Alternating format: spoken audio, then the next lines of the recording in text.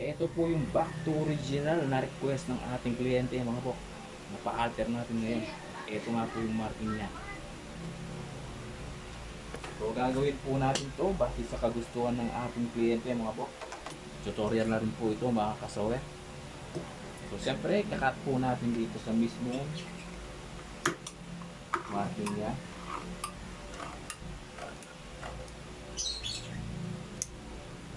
Pagkatapos po nun, kakat po tayo dito.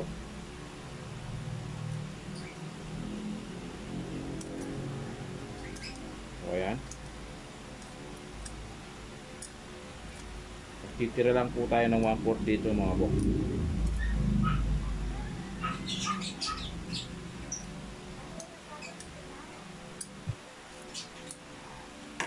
So after nun mga bok, magmamarking tayo dito mga kasawa.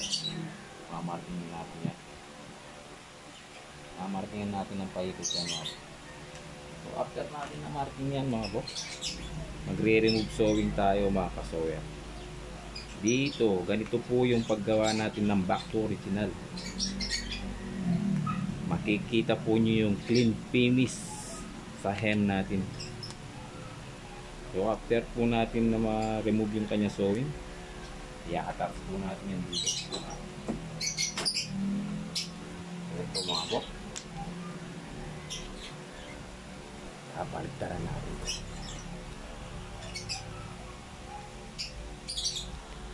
Ito nga mga bok, i-attach na natin ito.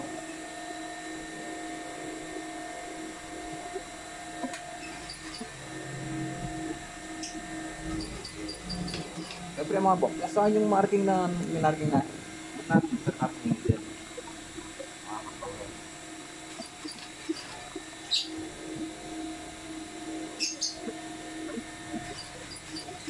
Dito ba mga bok?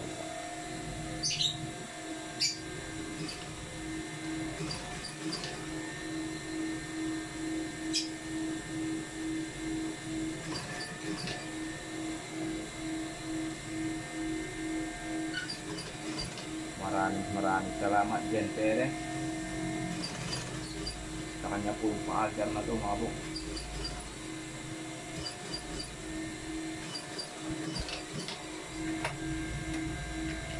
So ayan mga bok, yung marking natin, dun natin yung tinapat yung needle natin. So ayan o, so itatap na natin ito mga bok.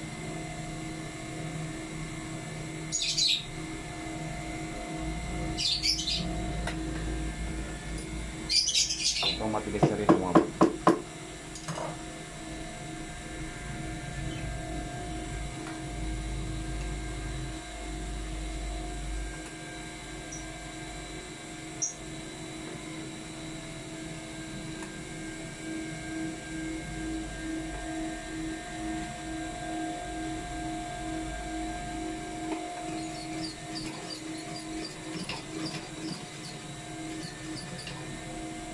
Saan yung needle mark mga bok?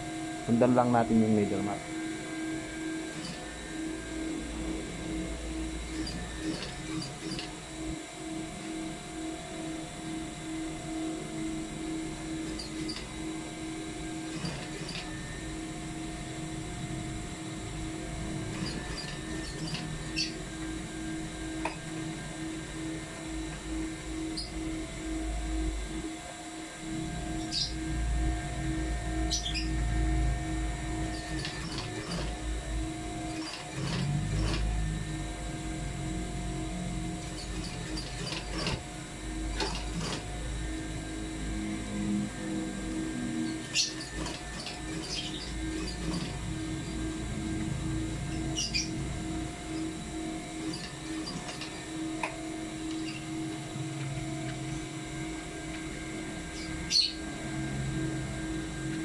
So, eto yung clean finish back to original natin mga bok.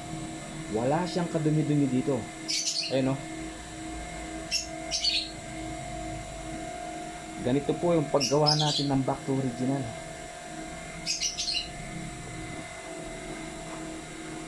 Clean finish po siya mga bok, mga kasower. So ayan o.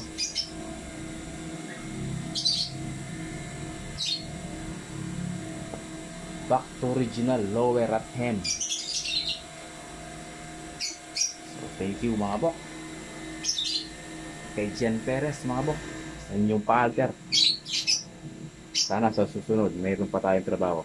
So ayan mga bok. Clean finish po. Wala po siyang dumi dito.